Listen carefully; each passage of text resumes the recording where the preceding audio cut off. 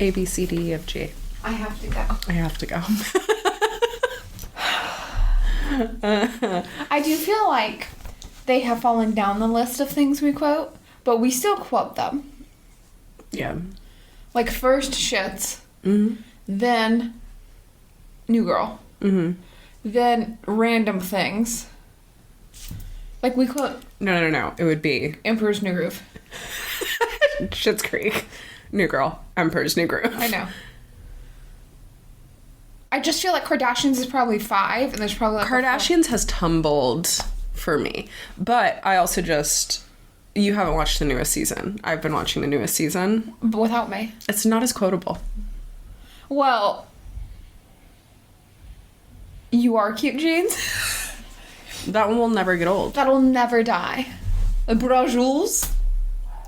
I would say that is the reason that it's even still in the top 5 is because of Brajules. We say Brajules all the time instead of balls. Balls is. I say Brajules instead of fill in the blank, like everything. Yeah, balls is also just so vulgar. I could be talking about my house keys. And you're looking for the Brajules? Yes. Where are my Brajules? We always... Yes, and it's my house keys. I need caffeine. Oh my god. The wheezy sound is wheezing. Yeah, I heard it. Is that my voice? Is that my Yeah, it is. I love that Disney Plus is doing a thing currently where they're like posting on their Instagram, and it's like when I say this and people don't know what I'm referencing. Yeah. It's good. For every movie they've done it before, it's been good. Well, I just posted the She's the Man one, and then they posted Emperor's New Groove, and I was like, it's like these are tailored to me. Yeah. Like, do you know what tuna is? It's fish! We also quote. Look at that. Super fun. Yeah. Oh my god. Are we ready? Yeah. We've been going already. Pop it in. Yeah. Welcome back to another episode of Did You Like This? Welcome back. I could tell by your face if you hated this or if you loved this, so I hesitate. Welcome back to another episode of Sober, Shaken and Stirred. Yeah. With us. Don't mind Allie's wheezing. She's so sorry, guys. I am sick. She is sick, and she was out in the sun for too many hours this morning. It is, in fact, a holiday weekend. It's Easter! And we brunched this morning, and I was sitting... You weren't at brunch. I brunched this morning. By we, I mean me. And I was sitting in direct sunlight all morning. The brunch itself was lovely. It did take a skosh too long. The service was not great. So we were there for quite some time. And I was just baking in the sun. You know why you sat in the sun? Because I wasn't there. I know. Well, actually, I sat in the sun because Mom needed 2 chairs. And so that entire debacle was taking precedence. My mom also, like, casually broke her ankle bone. Something wild. And so she had to elevate her foot the entire brunch. And so she got 2 chairs. And because of that, I was just trying to make sure she was comfortable. And I ended up sitting in the sun with Darren. Regardless, I am not a wonderful human being when left in the sun for very long. You get sun sick? I do. I get sun poisoning, sun sickness pretty easily. So I should have known better. And here we are. And on top of that, I was already sick. So yes, all of the above. Yeah. I do also want to say I've never met someone besides you or before you that is so sensitive to the sun. I'm not saying like you're out in the sun for hours and get sunburnt. I'm saying 30 minutes too warm outside. Oh, I am irritable. Yes. Irritable. And I will also throw up if I'm out in the sun for too long. An hour to 2 hours. Yeah. You're done. We have to leave. We have to hydrate. You had to take a nap once we got home before you could do this today. Yeah. And it's genuinely because you are affected so much by it. I'm actually a vampire. And the sun drains my energy source. Elise? So what? I've been saying for years you are either a vampire Yeah, I agree with you. or an alien. And if you are one, a vampire very specifically, and you haven't turned me and you've let me age. Well, first and foremost, I love garlic. And second of all, Garlic's I am obviously aging. No. Okay. I am very clearly aging. I'm not going to dive too hard into this because we could do a whole podcast episode about my admiration for the different types of vampires that have been written into life. If you want to know anything else about Jen's lore, vampires. Yes. Yeah. Garlic isn't even a thing that's fake. Oh my god. I was just throwing it out there as a tidbit. Most important fact is that I am in fact aging. But like vampires, I do also hate the sun. You want to know? I hate the sun, and I turn into a miserable, grouchy human being who will throw up in your car if I am left out in the sun for too long. Yeah, you were very quiet on the drive home. Yeah. Last tidbit on that. Funny fact, I am actually allergic to garlic. I don't follow that allergy. I'm not. I refuse to accept it. I would probably feel much more better if I do, but just like another reason for if you were a vampire, Yes. for you to make me one. Would you look? I'll never let on. You know what? We're gonna change. We're gonna. We dived way so. Normally we end weird. We don't come in weird. I feel like we're starting out strong today. We are. Topic of the day. Topic of the Jen day. has decided. We have decided. Okay, but what really happens is Jen comes to me with a couple of like solid banger ideas. Jen is typically the idea maker because this is a podcast that is in support and in conversation of your sobriety. So Jen is typically the idea man, and then I am the one that comes in and supports. Lady. Yes. I'm the idea lady. Yes. Okay. Regardless. Topic of the day is... My brain went blank. I got you. Oh, topic of the day is lost friendships and kind of how we either mourn or lack of mourning of our friendships. Either mourn or lack thereof. Lack thereof. Yes. The mourning. Friendship breakups. That's a better way to put that. I said that to you earlier and then Friendship breakups. it poofed out of my brain. Friendship breakups. Due to addiction, sobriety, and also just in general in the world. Yeah. When you get, well, I'm like, where do I want to start? With the being sober and losing friends? Or I think we can honestly start with the tidbit that we have already discussed in previous episodes, which is when one is in active addiction, Yeah.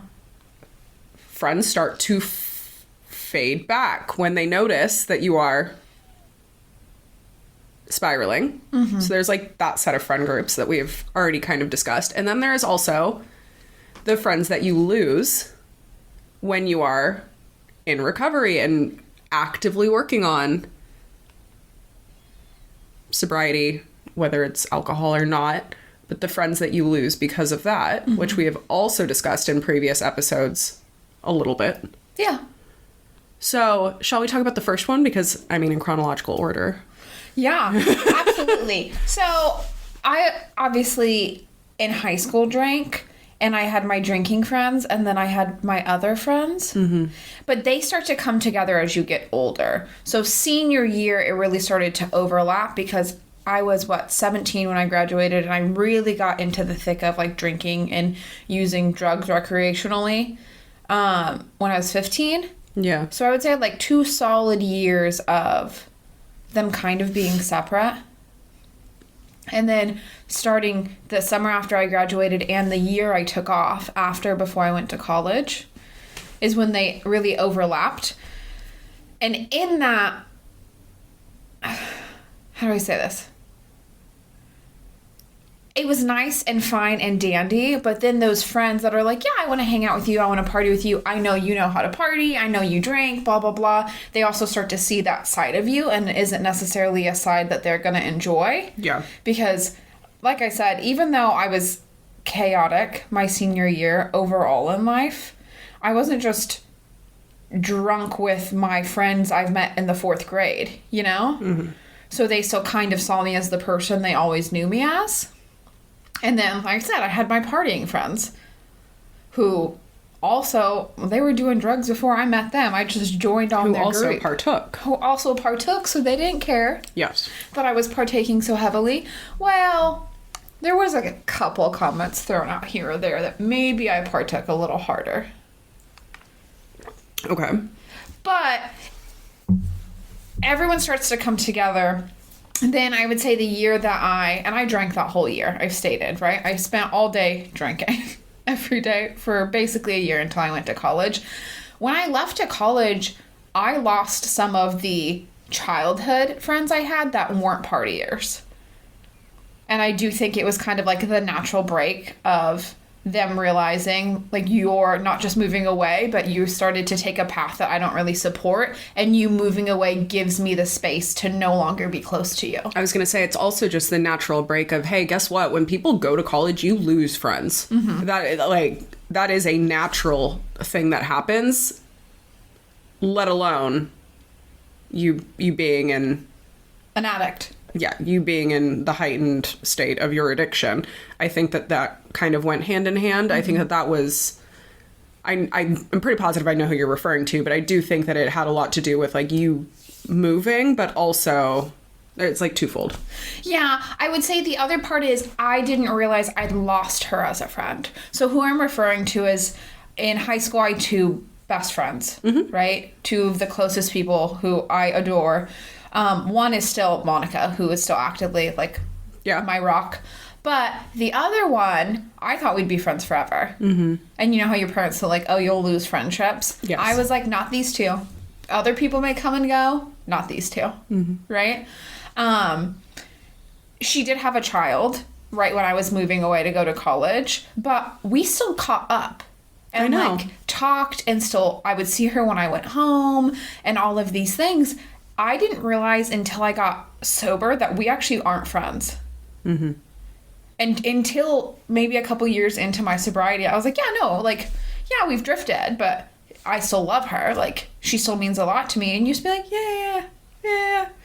Because I genuinely never mourned the friendship. Because you thought that you were still friends. Yes. Yes. In my addiction, I really was like, yeah, we just, like, grew apart. Like, she had a child, you went to school. We're just in different places right now. We're in different places. Yeah. And that's okay. I mean, I hope she still has a spot in her heart where she cares for me deeply, and I'm sure she does, like most people do with their childhood friends. But I also fully understand why when I would visit and she had a toddler, I was just drunk all day. Yeah. If I was her, I would have been like, nope. No. Mm-mm. Well, I mean, I met her.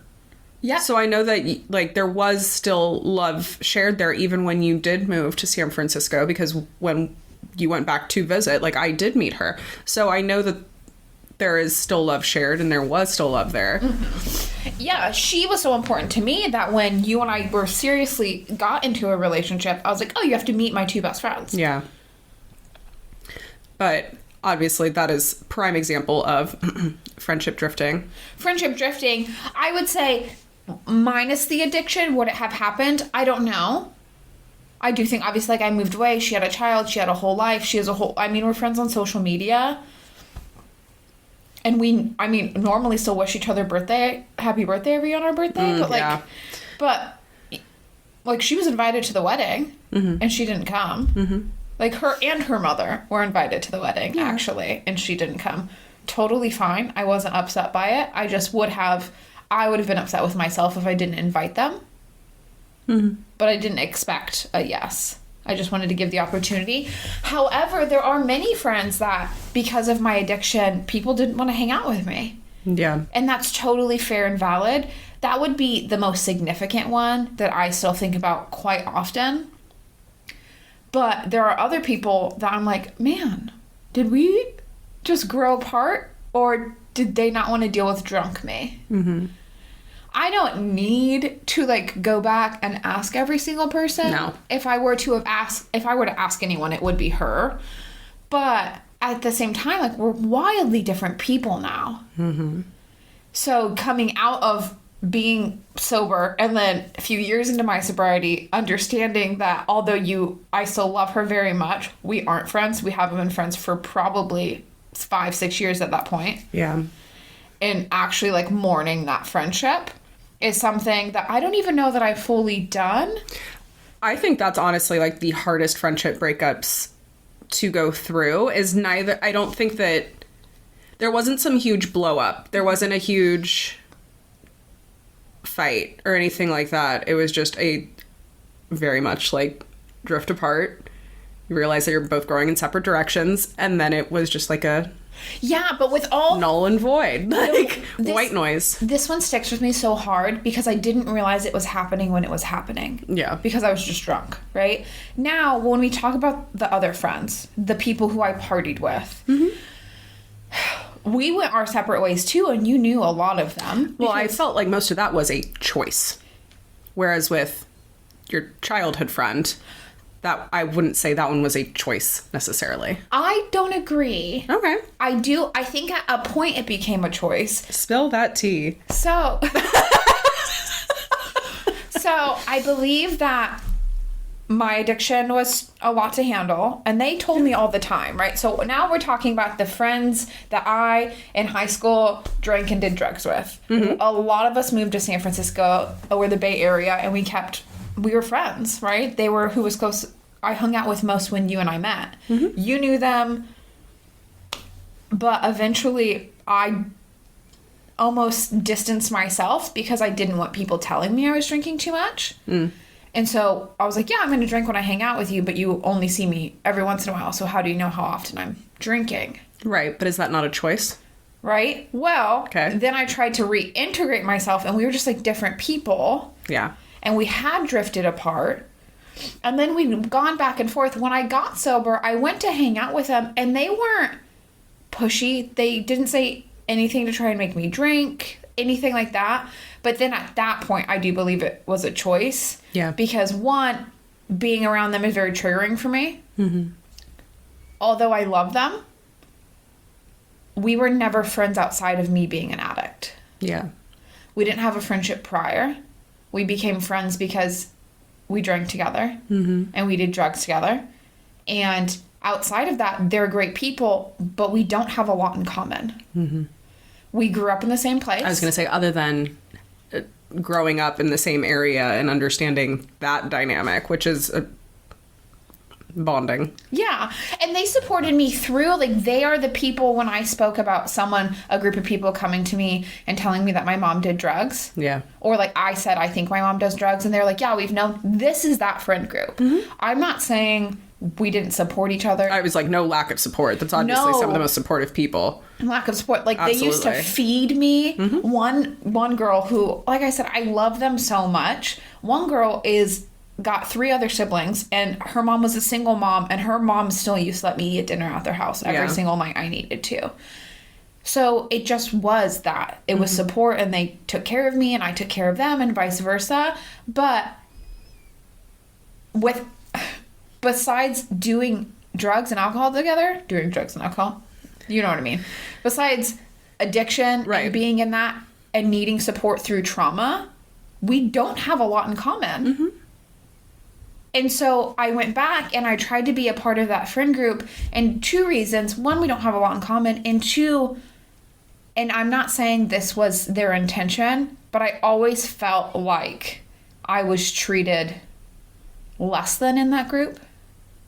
Like the girl that was an addict, or the one that had family problems, and because they had helped take care of me for so long, I lived in this like world. Does that make sense? It does. I just always felt treated. Well, it's also hard to like come out of addiction and then return to we've talked about, like, okay, even returning to San Francisco can sometimes be triggering. Even going to your hometown can sometimes be super triggering. Putting yourself back into a friend group or just surrounding yourself with those same people, even if they are not doing anything wrong themselves, it can also be. Like, and I want to state most of them aren't addicts. Yeah. Don't drink, don't have addiction problems. So when, you know this, but not everyone listening does. So when I say, like, going back into that group, I'm not saying I'm going back and hanging out with a bunch of drunks, therefore it's triggering. Yep. I would say maybe one of them has a bit of a problem, and they have been recently working on that, which I learned actually when they came to the wedding. Yeah. They were all invited to the wedding. They all showed up to the wedding. Because they're supportive human beings. Yeah, and I love them, and I wanted them there. Yeah. There were more of them I invited that couldn't make it, right? Like this whole group of us that lived in our small town and partied together and then went on with our lives. It was very important to me that they were there. However, besides the occasional checkup and maybe seeing each other once every few years, I'm not who I was back then. Yeah. And this is a me thing, right? Like, I'm not saying they actually treat me different. I'm saying I feel like I'm that person that I was when I was in that friend group, and I don't like feeling that way. Yeah. And so maybe that's just something I have to overcome and, like, a boundary I have to push. But I just also don't know that I need to. I mean, I guess that's, like, a question for yourself. Like, do you feel like you want to? Do you feel like you need to? Et cetera, et cetera. Because I don't think that... I think if honest conversations are had as well in any sort of friendship breakup, if it's a friendship that both parties are like, yes, let's work on, let's foster, that's a conversation. If it's a mutual, like, we are drifting apart, let's not push it. Yeah. No bad blood, only love. But... I don't know. There was just so much. I think we were all going through so much of our own trauma at that time that it's not, although we were supportive, we weren't good to each other. We were just trauma bonded in our chaos. And not to throw everyone's crap out there because, you know, they're not on this podcast, they're not sharing. But we all went through so much in that small town in the first few years after that... It's just because we were there.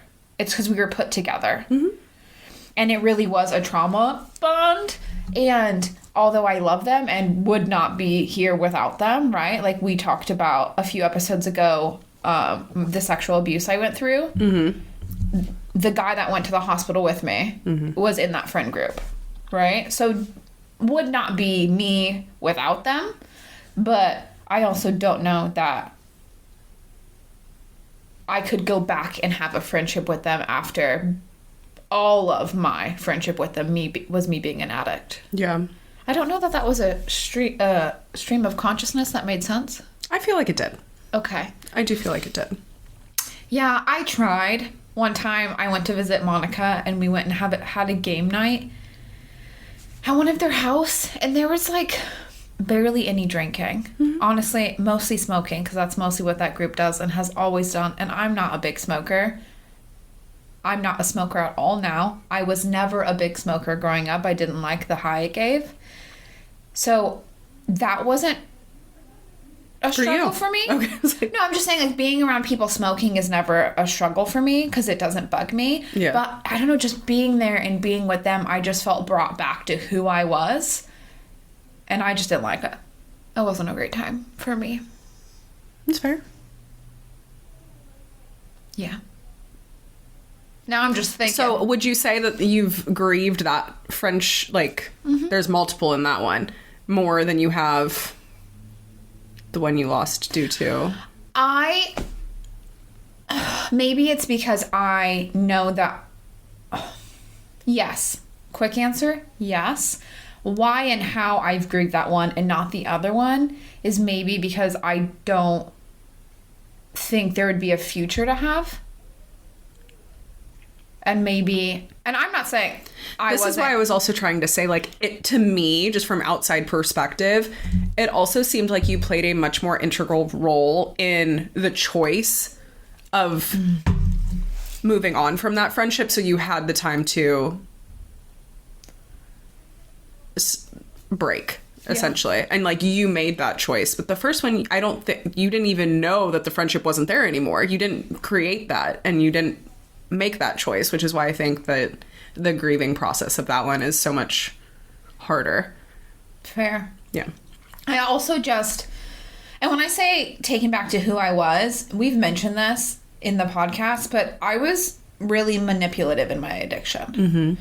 And it's not a version of myself I ever want to be again, but I don't even know how to go back and step in and be like, hi, would love to introduce myself. Because I'm not anyone who you remember. Yeah. Like, I still have all the past that the girl you knew did, but I'm wildly different. Mm-hmm. And this is the friend group, too, where we referenced once where you really didn't like them, and it was because of me. Yeah. I made it seem like they were tempting me to drink, which wasn't the case. And they also didn't like you because I, honestly, like I said, wasn't a great person. So I didn't want you guys to hang out because I didn't want you to talk about how much I drank. And I didn't want it to become this huge thing where there was a group of you against me. Yeah. So I manipulated the situation. And I was a really, really shitty person. So, you know, maybe I also don't want to face all of it. Right. But we've talked about it in depth. And I've apologized a lot to you about it. Yeah. But, and this sounds really bad, but... I always just go back to saying, like, people can hate me. I really don't care. No, but they don't hate you now. No, I know. But, like, even then, I was like, okay. They don't hate you now. And even then, I just... This sounds really harsh. And I don't think any of them would listen to it and be like, F you. But we're all manipulative to each other. Yeah. Like, when we talk about how I was treated in certain situations in that friend group, I was used. But then I also used them. Like, it was just so unhealthy that I'm like, ugh. Toxicity. It was so unhealthy that I just, I wouldn't want to go back. But yeah, I mean, one of them's getting married soon. And we're going to go to her wedding. And I'm excited to be there and support her. And like I said, I love them. We're wildly different people. Mm-hmm. I don't ever want to be that version of myself again. I don't know that we have a friendship outside of those versions of ourselves. And what I would like to say is most of them are still friends. Yeah. And I look at the friend group and think, I'm glad you're all friends, but there's not one part of me that feels like I'm missing out. And that's also why I think I'm okay with it. Yeah.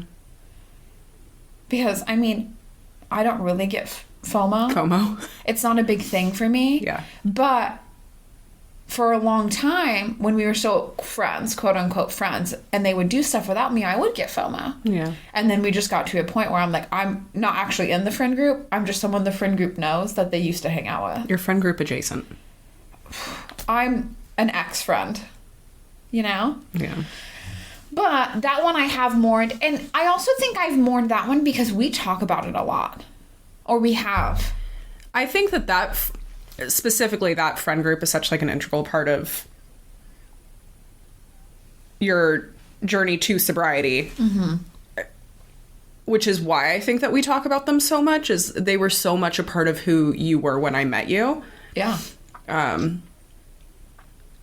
And they're very much still a part of who you are now and like how you deal with things and your past. So that is why I think we talk about them more. Yeah. So. Which is crazy in my mind because I don't really talk about my childhood friend because I'm just so, it makes me sad. Yeah. But she was just as integral of me becoming me as they were. Mm-hmm. But I don't know, it doesn't make me sad to talk about them and not talking to them every day and not like, I'm like, yeah, that was a crazy time. Friendship breakups are weird. I think they're super hard. Friendship breakups are weird. We don't give sober, addict, not even an issue or sobriety or an addict person, you know, we don't give friendship breakups enough time or support. Are you talking about like personally? Like we as a society. Oh, okay. I'm just saying like me who's been an addict and is now sober doesn't, but also people who don't deal with addiction at all. I'm just saying as a society, I don't know anyone who's ever given a friendship breakup the amount of time they give a romantic breakup. As far as like processing time or yes. Do you? Because obviously romantic relationships, giving yourself time is like, okay, I'm not going to date someone else because I need time. With friendship breakups, I'm not going to make new friends. Like, what's the time not what I'm saying, that you need to give yourself? I'm just going to use my best friend me as an example because I don't really have another reference besides That's you. fair. You and her are my two best friends, but you're also my wife, so it doesn't count as just a best friend, you know? Yes. If her and I stopped being friends, there would be so much of a void in my life. And I'm not saying I wouldn't fill it with things or make new friends. I have other friends. I have a good amount of friends. A lot of people I really care for, right? But the way in which her and I talk, connect, communicate is different than anyone. It's different than how you and I communicate, right? Like, I don't know that it just shouldn't be filled in the same way right away. Okay. But I think we normally do that with friends. Now, I've only ever had her and I be as connected as I am with anyone. When I say, like, I know people say best friend a lot, but I mean, like, I talk to this woman every single day. Not maybe on the phone because we're busy, but we, like, text her, we communicate her, we do something. Very sweetly this morning, she sent me a, like, not even an Easter thing, just like, oh my gosh, I didn't respond to you, kind of like a responses to all the things I sent her yesterday in the afternoon, and then was like, I love you, I hope you have a really good day, like, these are my plans. And we just, like, update each other. Yeah. You know? You talk to her the same way that I talk to my sister. Yes. Yes. Now, I don't have siblings in the same regard, right? Like, I don't speak to my brother. My sister and I are distant. So maybe she is filling kind of more of that gap, and we do consider each other family. But I'm just saying, like, I wouldn't turn around and fill it the same way. So I don't know. I'm not saying I've ever done the mourning process. I'm just saying we don't do a mourning process. I'm just curious as to what you think the mourning process should be. I don't know, but I think it should be more than just nothing. Yeah. I think, I've said I think a lot in this episode. I can hear it, and it's bugging me. Okay. You ponder? I ponder. Yeah. When you and I broke up, we were still friends. And at a point, we really weren't friends because it was hard. Yeah. So there was like a mourning of a relationship and a friendship. But there's also people we've both been friends with that we just stopped talking to, and we're like, oh, okay. Yeah. But we have then, I think this is a good example. We lived with someone, a third person, when we first lived together, just as roommates, right? We both lost that person as a friend at separate times. You and I have talked through that at length. I think that is fully mourned. Did she and me have a conversation on why we weren't going to be friends anymore? No. She told me a lot of rude things, and I was like, okay. And then she dipped, and I didn't understand. But we have talked through it. Yeah. So is it processing with another person? Or processing with a friend that isn't in the friend group? I don't know. But as far as being an addict, I do think it's something where, like, you build your life around people. And if all of a sudden one of your pillars that support you doesn't want to be friends with you anymore, which is totally valid and fine. People don't have to be around forever. Yeah. I mean, you're stuck with me and Monica stuck with me forever. But I'm just saying, there have been friends that I've gotten close to and shared my addiction sobriety with, and they've been like, not for me, dude. Too much. Too much. Or they were too much. Yeah. Do you know who I'm referencing? No, but I'll come to it if you know. Blonde. Oh, yeah. No, I got it. Thank you. So, I, in the very beginning of getting sober, had a friend. And we were, like, new into being friends because I just moved to San Diego and didn't know anybody but you. And she had helped me, and she actually drove me to my first AA meeting. But then very quickly became very opinionated on how I moved forward. And made some very wild statements to you. To me. About me. I'm like, honey, you were a tenderfoot toddler in this room. I've been here. I've put in the work. Like, don't come at me. But yeah, no, I know exactly what you're talking about. But nicely had to be like, thank you for the support. This isn't going to work. Yeah. Because although I need support, you are overbearing. You literally took the word out of my mouth. You are overbearing. You are overbearing. But that I didn't have to mourn because we had a discussion and it ended. Well, let's be clear. That was a 2-month friendship. There's nothing to mourn there. Yeah, I know. Occasionally I think, imagine if you ran into her. Yeah. She probably wouldn't recognize me. I look wildly different. Yeah. I'm not trying to like air all of our past friendship dirty laundry. We had a different friend who was your friend that then moved in with me because she needed a place to go, and that exploded. On fire, gasoline, dynamite, landmine, explosion. Wow. That's how that ended. I think that the overall theme of the episode we need to get back to. I went...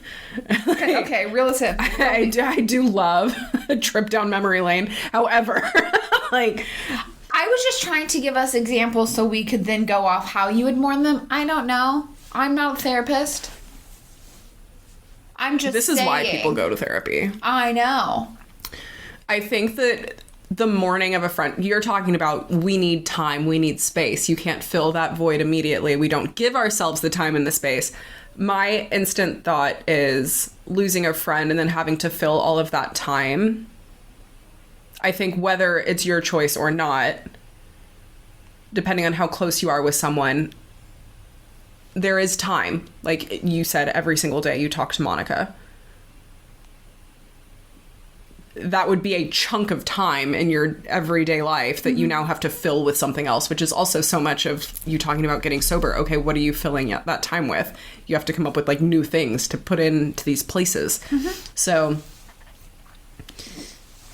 when you're talking about like, I don't know what the space and the time would look like, I think that's the part is like you don't fill that time with something immediately, or you don't fill that void with another person immediately. As a society, we definitely do. We instantly hop to the next person. That's what I'm saying. Yeah. Right now, if her and I stop talking, like I said, never gonna happen. Never gonna happen. But we're just using our friendship as an example. We talk while I drive to and from work.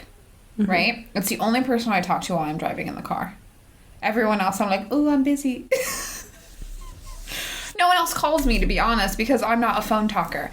Only person I genuinely talk to at length on the phone, I wouldn't talk to someone else. I would fill that time with something else. I really hate talking on the phone.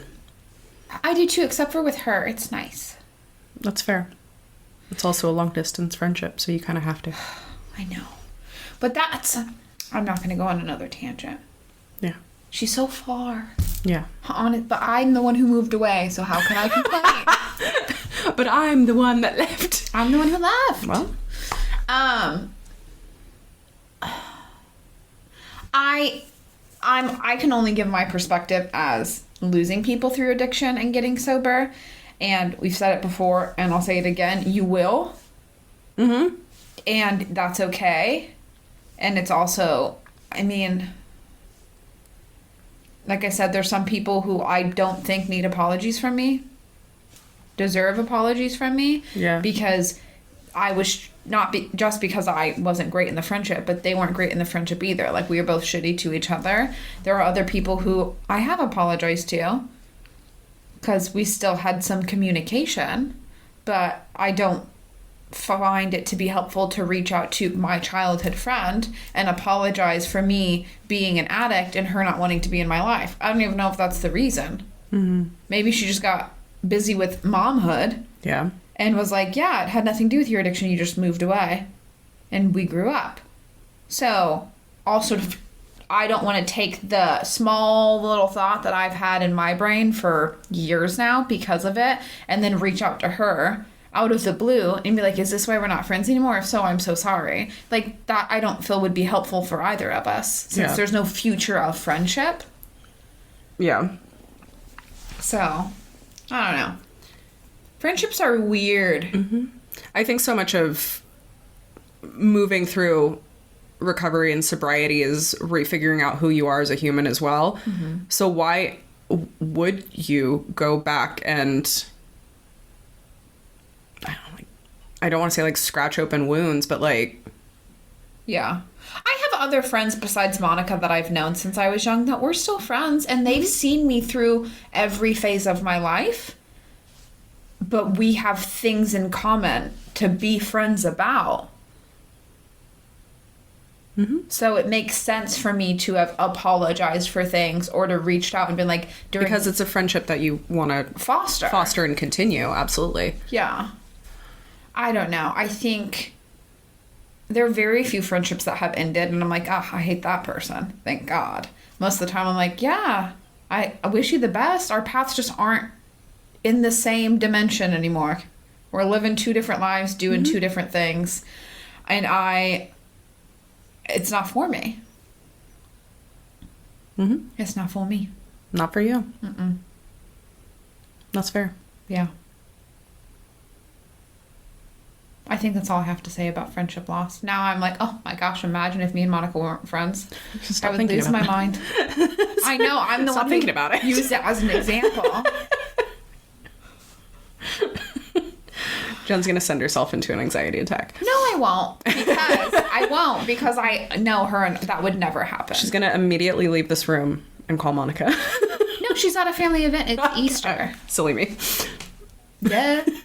No, it's very sweet in the way that, and she knows this, she knows everything, but our friendship I've never questioned, right? Even when she took space in the years that I was drunk 24/7, I didn't question our friendship. Back then I didn't know it's because she was taking space. I didn't realize because I was drunk.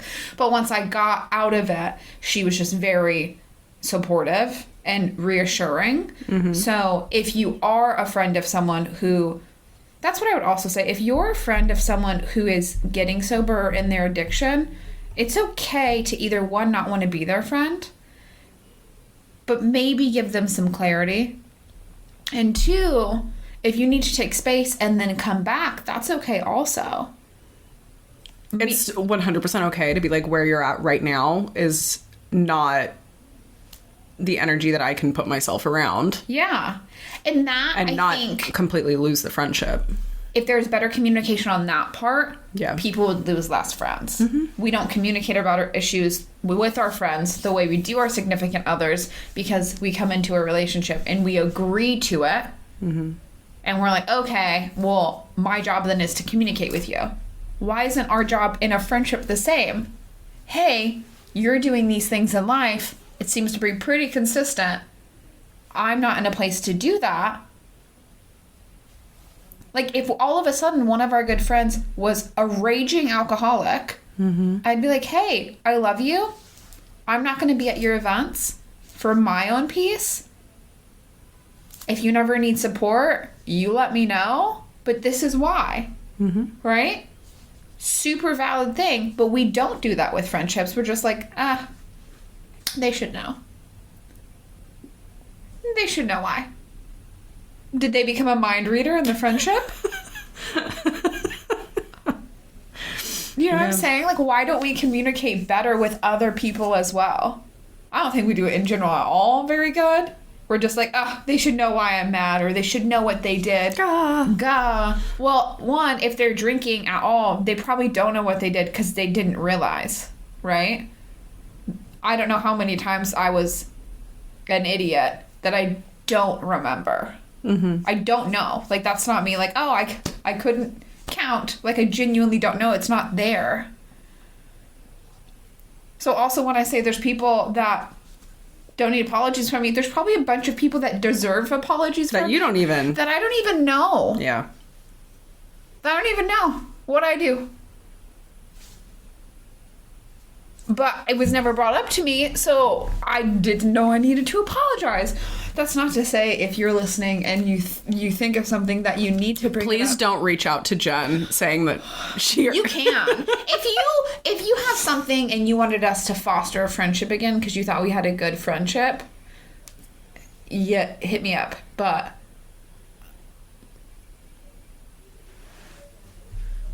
so what are you thinking? No, I was just gonna say, watch you start getting like multiple DMs from random people being like, remember that one time? Well, random. They're not random. We were friends. I do remember people that you haven't talked to in years.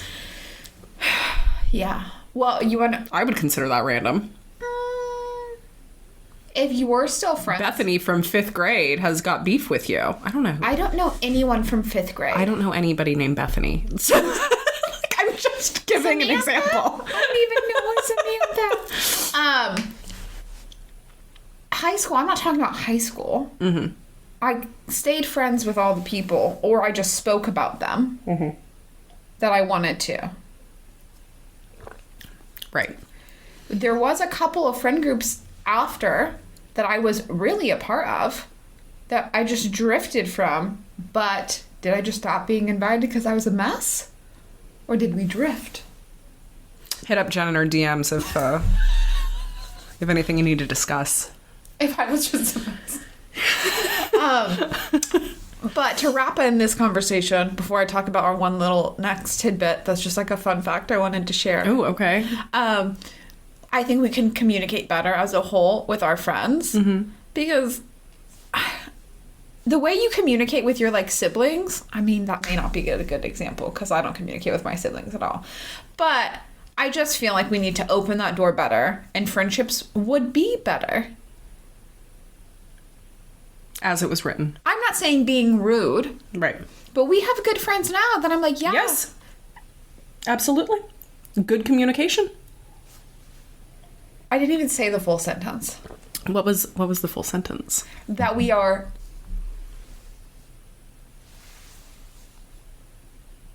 Let me think of the way to say this. What was the original sentence? Brutally honest with. Yes. Brutally honest. Brutally honest with. Great communicado. With respect.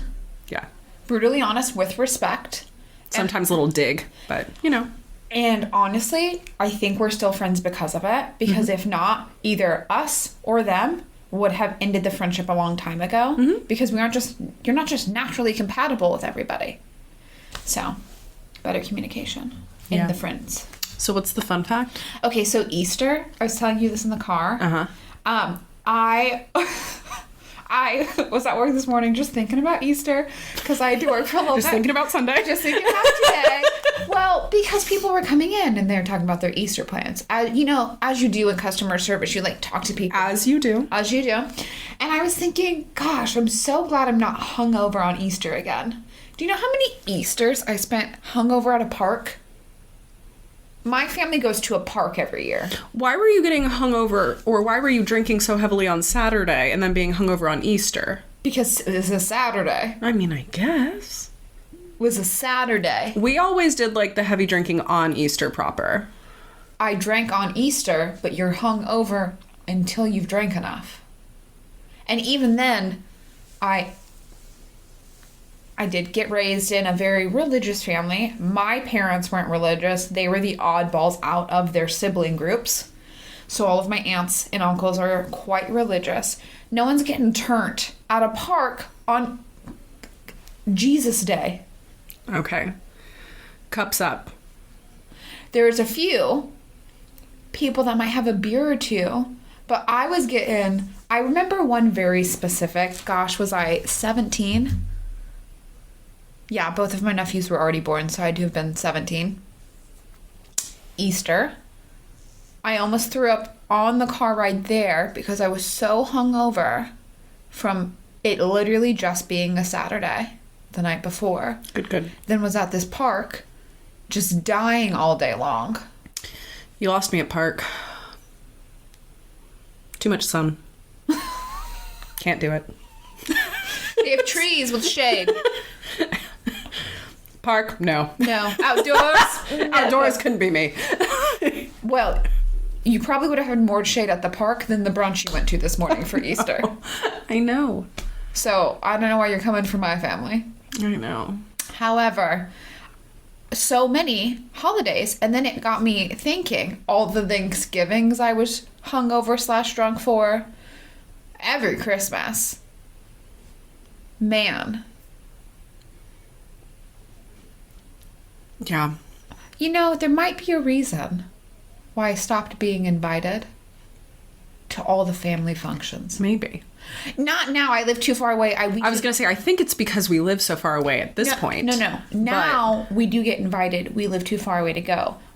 Before, when I was in college, I used to be invited, and then I just stopped being invited. Oh, probably, yes. Absolutely. Reflection. Family members DM Jen if that's the reason why. That's the reason why we're not invited to Easter park time. I did have a cousin once tell me, she's like, yeah, I knew you were drinking all the time. I hugged you at one Thanksgiving and you reeked of booze. I was like, yeah. Woof. So I'm just saying it's better on the other side for many reasons. But these like revelations come to me sometimes where I'm like, man, today's a good day because you're not drunk. And I had that this morning. That's good. While just like working. Yeah. Yeah. Any final thoughts? I have no final thoughts. I hope you guys like this one. And I hope you can follow along with my thoughts. Oh, actually, I do have a final thought. Ooh. Was it last episode? 2 episodes ago? I think it was last episode. We talked about tabs. It was two episodes ago. Okay. Tabs. We have surveyed, we have asked friends, and what I will say is mixed bag. There is no right way. There is no wrong way. There are people that are very much like view it like a planner, tabs in a planner. No. There are people that view it like tabs in a window browser. Pause. What? Who said planner to you? Who said planner? Did they say lists? Did they say I have lists in my brain I look at? Who said planner? Give me a name. Our hairstylist. Give me a name. Our hairstylist did. I'm correct. Some people do, in fact, think of it as like checklists. Mm-hmm. So mixed bag. We owed you guys that. What I would like to say is we did realize that clearly our age gap is bigger than we think.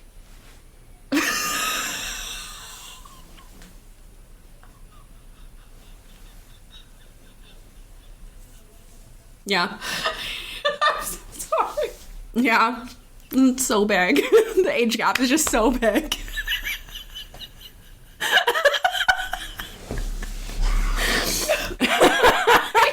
Your eyeballs just shot lasers through me.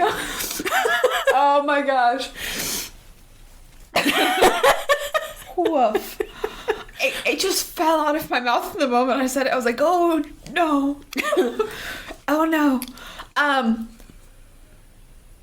What I was gonna say is most of the Gen Zers that we ask think of it as like Windows tab or like tabs on a phone. Uh-huh.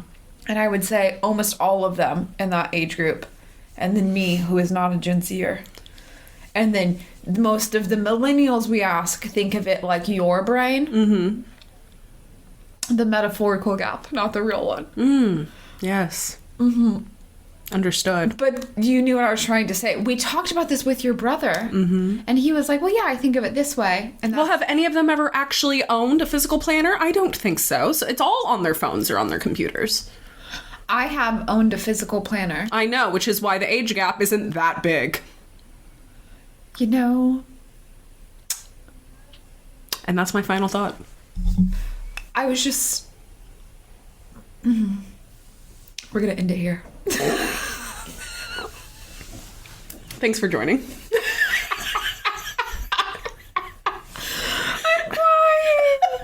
Oh my gosh. Ugh. If looks could kill, it would have been that one.